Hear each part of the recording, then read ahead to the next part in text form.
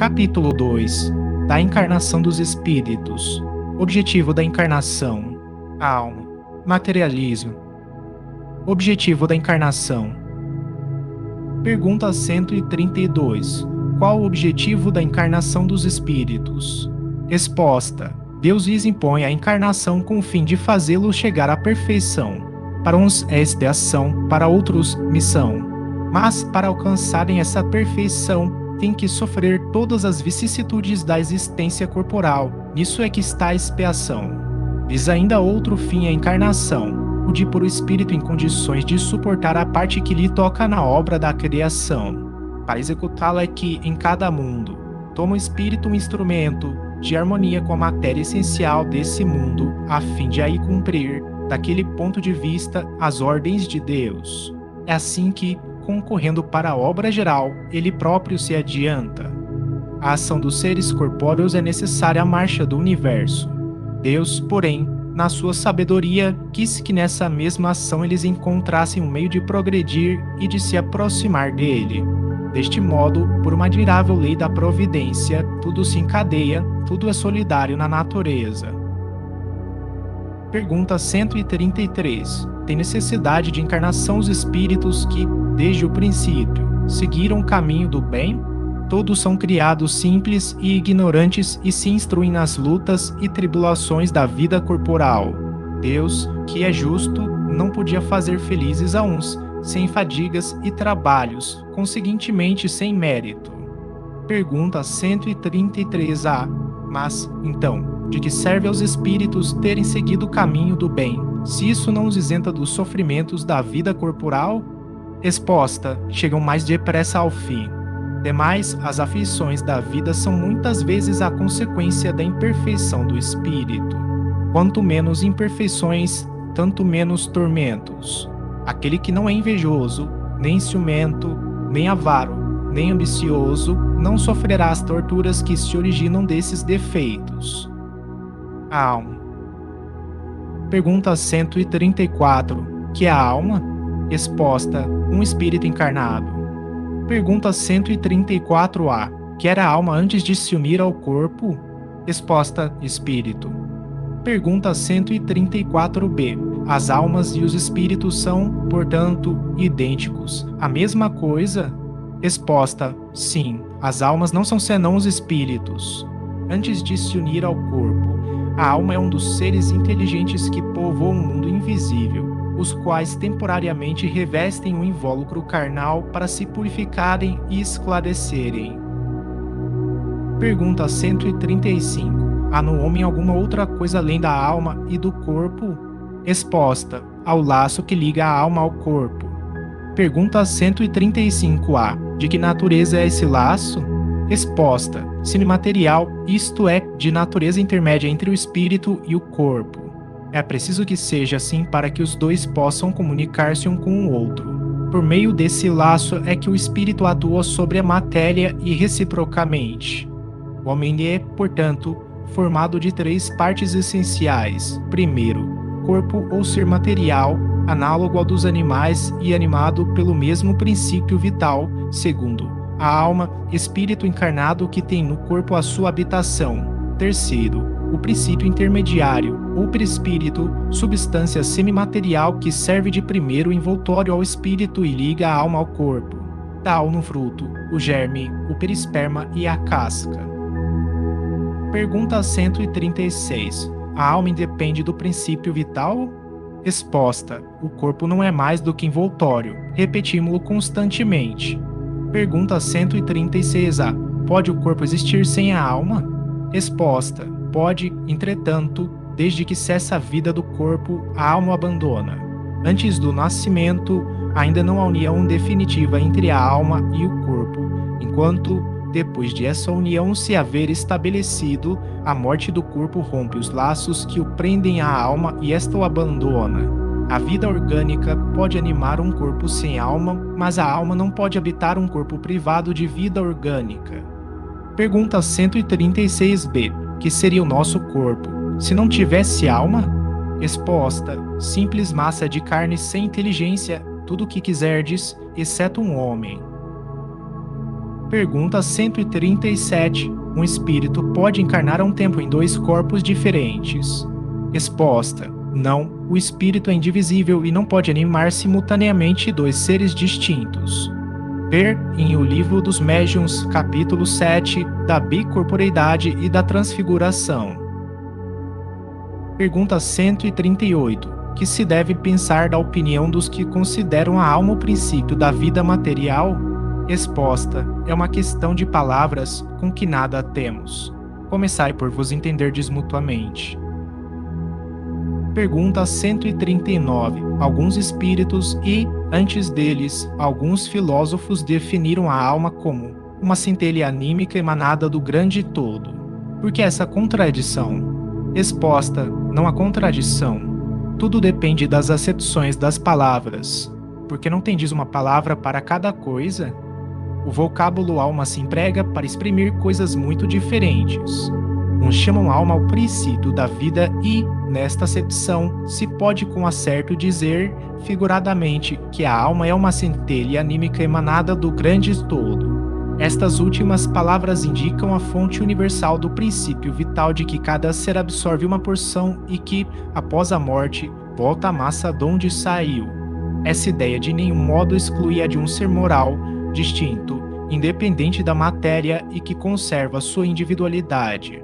A esse ser, igualmente, se dá o nome de alma e nesta acepção é que se pode dizer que a alma é um espírito encarnado.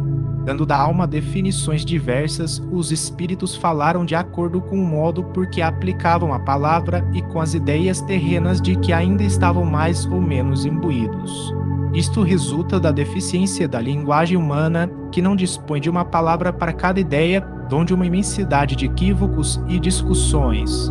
Eis porque os espíritos superiores nos dizem que primeiro nos entendamos acerca das palavras. Pergunta 140. Que se deve pensar da teoria da alma subdividida em tantas partes quanto são os músculos e presidindo assim a cada uma das funções do corpo? Resposta: ainda isto depende do sentido que se empreste à palavra alma. Se se entende por alma o fluido vital, essa teoria tem razão de ser. Se se entende por alma o espírito encarnado, é errônea. Já dissemos que o espírito é indivisível. Ele imprime movimento aos órgãos, servindo-se do fluido intermediário, sem que para isso se divida. Pergunta 140A. Entretanto, alguns espíritos deram essa definição. Resposta: os espíritos ignorantes podem tomar o efeito pela causa. A alma atua por intermédio dos órgãos e os órgãos são animados pelo fluido vital, que por ele se reparte, existindo em maior abundância nos que são centros ou focos de movimento. Esta explicação, porém, não procede desde que se considere a alma o espírito que habita o corpo durante a vida e o deixa por ocasião da morte. Pergunta 141. Há alguma coisa de verdadeiro na opinião dos que pretendem que a alma seja exterior ao corpo e o circunvolve? Resposta: a alma não se acha encerrada no corpo, qual pássaro numa gaiola. Irradia e se manifesta exteriormente, como a luz através de um globo de vidro ou como o som em torno de um centro de sonoridade. Neste sentido, se pode dizer que a alma é exterior, sem que por isso constitua o envoltório do corpo. A alma tem dois invólucros, um sutil e leve é o primeiro, ao qual chamas perispírito, outro grosseiro, material e pesado, o corpo. A alma é o centro de todos os envoltórios, como o germe em um núcleo, já o temos dito. Pergunta 142. Que dizeis dessa outra teoria segundo a qual a alma, uma criança, se vai completando a cada período da vida? Resposta: o espírito é uno e está todo na criança, como no adulto. Os órgãos ou instrumentos das manifestações da alma é que se desenvolvem e completam. Ainda aí tomam efeito pela causa. Pergunta 143. Por que todos os espíritos não definem do mesmo modo a alma? Resposta: os espíritos não se acham todos esclarecidos igualmente sobre estes assuntos. Há espíritos de inteligência ainda limitada que não compreendem as coisas abstratas. São como as crianças entre vós. Também há espíritos pseudo-sábios, que fazem alarde de palavras para se imporem, ainda como sucede entre vós. Depois, os próprios espíritos esclarecidos podem exprimir-se em termos diferentes, cujo valor, entretanto, é agudo, substancialmente o mesmo, sobretudo quando se trata de coisas que a vossa linguagem se mostra impotente para traduzir com clareza. Recorrem então a figuras, a comparações que tomais como realidade. Pergunta 144. Que se deve entender por alma do mundo? Exposta. O princípio universal da vida e da inteligência, do qual nascem as individualidades. Os que se servem dessa expressão, porém, não se compreendem, as mais das vezes, uns aos outros. O termo alma é tão elástico que cada um interpreta ao sabor de suas fantasias. Também à terra é atribuído uma alma. Por alma da terra se deve entender o conjunto dos espíritos abnegados, que dirigem para o bem as vossas ações, quando os escutais, e que, de certo modo, são os lugares tenentes de Deus com relação ao vosso planeta. Pergunta 145. Como se explica que tantos filósofos antigos e modernos, durante tão longo tempo, hajam discutido sobre a ciência psicológica e não tenham chegado ao conhecimento da verdade? Exposta, esses homens eram os precursores da eterna doutrina espírita, prepararam os caminhos. Eram homens e, como tais, se enganaram, tomando suas próprias ideias pela luz. No entanto, mesmo seus erros servem para realçar a verdade, mostrando o pró e o contra. Demais, entre esses erros se encontram grandes verdades que um estudo comparativo torna apreensíveis. Materialismo. Pergunta 146. A alma tem, no corpo, sede determinada e circunscrita? Resposta: não. Porém, nos grandes gênios, em todos os que pensam muito, ela reside mais particularmente na cabeça, ao passo que ocupa principalmente o coração naqueles que muito sentem e cujas ações têm todas por objeto a humanidade. Pergunta 146A. Que se deve pensar da opinião dos que situam a alma num centro vital? Resposta: quer isso dizer que o espírito habita de preferência essa parte do vosso organismo, por ser aí o ponto de convergência de todas as sensações. Os que a situam no que consideram o centro da vitalidade, esses a confundem com o fluido ou princípio vital. Pode, todavia, dizer-se que a sede da alma se encontra especialmente nos órgãos que servem para as manifestações intelectuais e morais. Pergunta 147. Por que os anatomistas, os fisiologistas e, em geral, os que aprofundam a ciência da natureza são, com tanta frequência, levados ao materialismo? Resposta: o fisiologista refere tudo ao que vê. Orgulho dos homens, que julgam saber tudo e não admitem haja coisa alguma que lhes esteja acima do entendimento. A própria ciência que cultivam os enche de presunção. Pensam que a natureza nada lhes pode conservar oculto. Pergunta 148. Não é de lastimar que o materialismo seja uma consequência de estudos que deveriam, contrariamente, mostrar ao homem a superioridade da inteligência que governa o mundo? Deve-se daí concluir que são perigosos. Exposta, não é exato que o materialismo seja uma consequência desses estudos. O homem é que deles tira uma consequência falsa pela razão de lhe ser dado abusar de tudo, mesmo das melhores coisas. Acresce que o nada os amedronta mais do que eles quereriam que parecesse, e os espíritos fortes, quase sempre, são antes fanfarrões do que bravos. Na sua maioria, só são materialistas porque não têm com que encher o vazio do abismo que diante deles se abre. Mostrai-lhes uma âncora de salvação e a ela se agarrarão pressurosamente. Por uma aberração da inteligência, pessoas a que só veem nos seres orgânicos a ação da matéria e a esta atribuem todos os nossos atos. No corpo humano apenas veem a máquina elétrica, somente pelo funcionamento dos órgãos estudaram o mecanismo da vida, cuja repetida extinção observaram por efeito da ruptura de um fio e nada mais enxergaram além desse fio. Procuraram saber se alguma coisa restava e, como nada acharam senão matéria, que se tornara inerte, como não viram a alma escapar-se, como não a puderam apanhar, concluíram que tudo se continha nas propriedades da matéria e que, portanto, a morte se seguia à aniquilação do pensamento. Triste consequência, se fora real, porque então o bem e o mal nada significariam, o homem teria razão para só pensar em si e para colocar acima de tudo a satisfação de seus apetites materiais. Quebrados estariam os laços sociais e as mais santas afeições se romperiam para sempre. Felizmente, longe estão de ser gerais semelhantes ideias, que se podem mesmo ter por muito circunscritas, constituindo apenas opiniões individuais, pois que em parte alguma ainda formaram doutrina. Uma sociedade que se fundasse sobre tais bases traria em si o germe de sua dissolução e seus membros se entredevorariam como animais ferozes. O homem tem, instintivamente, a convicção de que nem tudo se acaba com a vida.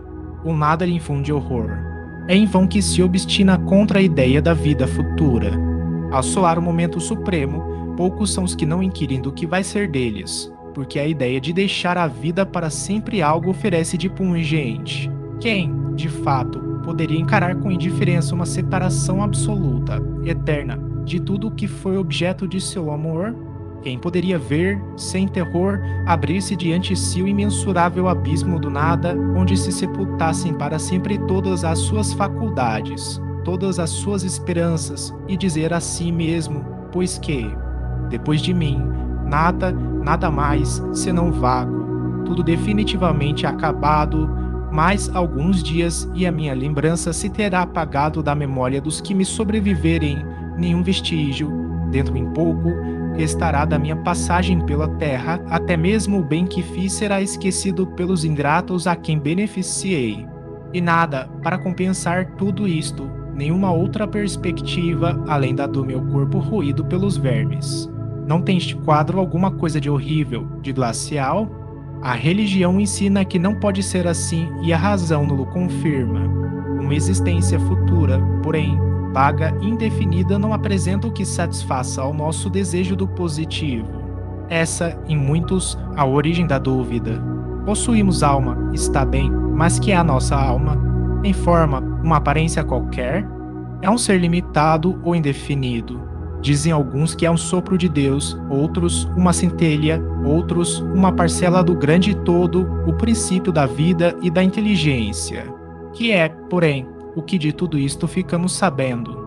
Que nos importa ter uma alma se, extinguindo-se-nos a vida, ela desaparece na imensidade, como as gotas de água no oceano? A perda da nossa individualidade não equivale, para nós, ao nada? Diz-se também que a alma é imaterial. Ora, uma coisa imaterial carece de proporções determinadas. Desde então, nada é para nós. A religião ainda nos ensina que seremos felizes ou desgraçados conforme o bem ou mal que houvermos feito, que venha a ser, porém, essa felicidade que nos aguarda no seio de Deus. Será uma beatitude, uma contemplação eterna, sem outra ocupação mais do que entoar louvores ao Criador? As chamas do inferno serão uma realidade ou um símbolo? A própria Igreja lhes dá esta última significação, mas, então, que são aqueles sofrimentos? Onde esse lugar de suplício? Numa palavra, que é o que se faz, que é o que se vê, nesse outro mundo que a todos nos espera? Dizem que ninguém jamais voltou de lá para nos dar informações. É erro dizê-lo, e a missão do Espiritismo consiste precisamente em nos esclarecer acerca desse futuro, em fazer com que, até certo ponto, o toquemos com o dedo e o penetremos com o olhar, não mais pelo raciocínio somente, porém pelos fatos. Graças às comunicações espíritas, não se trata mais de uma simples presunção, de uma probabilidade sobre a qual cada um conjeture à vontade, que os poetas embelezem com suas ficções ou cumulem de enganadoras imagens alegóricas.